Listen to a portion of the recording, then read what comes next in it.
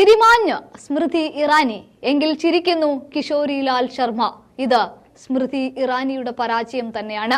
വീട് കെട്ടി ഞാൻ നിങ്ങളുടെ മണ്ണിലുണ്ട്, നിങ്ങൾ എനിക്ക് വോട്ട് ചെയ്യണമെന്ന് പറഞ്ഞ രാഹുലിനെ തൂത്തെറിയാൻ നിൽക്കുന്നിടത്താണ് കിഷോരി ലാൽ ശർമ്മ അങ്ങോട്ടേക്ക് പാഞ്ഞെത്തുന്നത്. ഇനി സ്മൃതി ഇറാനി, നിങ്ങൾ കെട്ടിപ്പൊക്കിയ വീടിന്റെ മുകളിൽ പന്തലുകൾ പണിഞ്ഞുകൊണ്ട് വേണമെങ്കിൽ അല്പം കൃഷിയും കൂടെ ഇട്ടിട്ട് അവിടെ ഇരിക്കാം. നിങ്ങളുടെ കേന്ദ്രമന്ത്രി പദവിയൊക്കെ ഇനി മാറ്റിവെക്കുക. 10 മണിയോടടുക്കുമ്പോഴാണ് സമയം. ഇനിയോ ആദ്യ മണിക്കൂറുകളാണ് വന്നു ചേരുന്നത്. ഒരു നിമിഷം എന്ന് ഞാൻ ഇച്ചിരി മുന്നേ പറയുന്നുണ്ടായിരുന്നു മോദിയുടെ കാര്യത്തിൽ. അത് തന്നെയാണ് സ്മൃതി ഇറാനിയുടെ കാര്യത്തിലും പറയാനുള്ളത്. രാഹുലിനെ പ്രധാനമന്ത്രി സ്ഥാനത്തേക്ക് ഉയർത്തിക്കൊണ്ടുവരുന്ന സമയത്ത് അദ്ദേഹത്തെ താഴെയിട്ടതിന്റെ വലിയ ചിരി ഉണ്ടായിരുന്നു, വലിയ അട്ടഹാസം ഉണ്ടായിരുന്നു സ്മൃതി ഇറാനിയുടെ മുന്നിൽ. അതും പൊക്കിപ്പിടിച്ച് വീണ്ടും അവർ 2024 മണ്ണിലേക്ക് കാലുകുത്തിയിട്ടുണ്ട് എങ്കിൽ, ആ കാലത്താണ് നിൽക്കുന്നത് എങ്കിൽ, ആ മണ്ണറിയാവുന്ന മനുഷ്യനുണ്ടായിരുന്നു കോൺഗ്രസിന്റെ പക്കൽ. കോൺഗ്രസിന് എന്നും തുണയായിട്ട് നിന്നിരുന്ന കിഷോരി ലാൽ ശർമ്മ. അദ്ദേഹത്തെ സോണിയാഗാന്ധിയോടൊപ്പം നിന്ന് കളിയാക്കിയവരൊക്കെ ഉണ്ടായിരുന്നു എങ്കിൽ, ഇതാ പറയുന്നു, ആ മണ്ണറിയാവുന്ന, ആ ജനങ്ങളെ അറിയാവുന്ന, ആ മണ്ണിൽ വിത്തുവാക്കിയ മനുഷ്യൻ ഇന്ന് കേറി വന്നിരിക്കുകയാണ്. 9000 വോട്ടുകളിലേക്കാണ് ഈ സമയം അടുക്കുമ്പോൾ സ്മൃതി ഇറാനിയും പിന്നിലാകുന്നത്.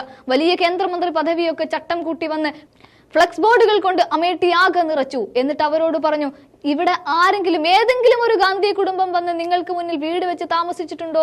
നിങ്ങളുടെ വിളിപ്പുറത്ത് വന്നിട്ടുണ്ടോ? നിങ്ങളുടെ കൈ അകലത്തിൽ ഉണ്ടായിട്ടുണ്ടോ എന്നൊക്കെയാണ് സ്മൃതി ഇറാനി ചോദിച്ചത്.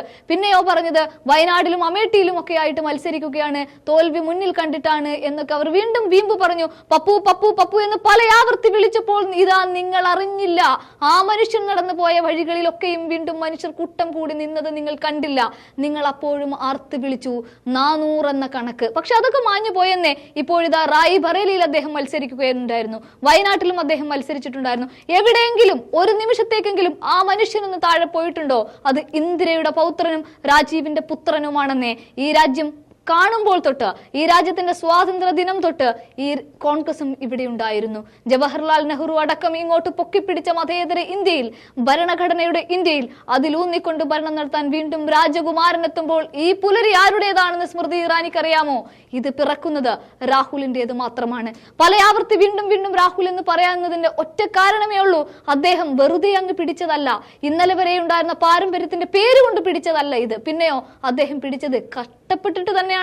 മഴയും വെയിലും ഒന്നും വകവെക്കാതെ അദ്ദേഹം മുന്നോട്ട് പോയിട്ടുണ്ടെങ്കിൽ, സ്മൃതി ഇറാനി, നിങ്ങളുടെ ആ ചിരി മാഞ്ഞു തന്നെ ഇരിക്കട്ടെ എന്ന പ്രാർത്ഥന ആർക്കൊക്കെയുണ്ട് എന്ന് ചോദിച്ചാൽ, 144 കോടി ജനങ്ങളുടെ ഈ രാജ്യത്ത്, 95 ലക്ഷം പേര് വോട്ടർമാരായിട്ടുള്ള ഈ രാജ്യത്ത് ജനാധിപത്യത്തെ ആഗ്രഹിക്കുന്ന, മതേതരത്വത്തെ ആഗ്രഹിക്കുന്ന, നാനാത്വത്തിൽ ഏകത്വം വിരിയാൻ ആഗ്രഹിക്കുന്ന ആ ജനതയ്ക്ക് മുന്നിൽ നിങ്ങളുടെ ചിരി മാഞ്ഞേ പറ്റുകയുള്ളൂ.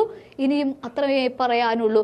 ഇനിയും വരുന്ന മണിക്കൂറുകൾ നിങ്ങൾ വിജയിക്കുമോ പരാജയപ്പെടുമോ എന്നുള്ളത് കണ്ടറിയേണ്ടുന്ന കാര്യം തന്നെയാണ്. എങ്കിലും ആദ്യ മണിക്കൂറുകൾ ഇങ്ങോട്ട് പാഞ്ഞു വരുമ്പോൾ, സമയം 10 മണിയും കഴിഞ്ഞ് മുന്നോട്ട് പായുമ്പോൾ, നിങ്ങളും നിങ്ങളുടെ മോദിയും പിന്നിലാണെന്നേ.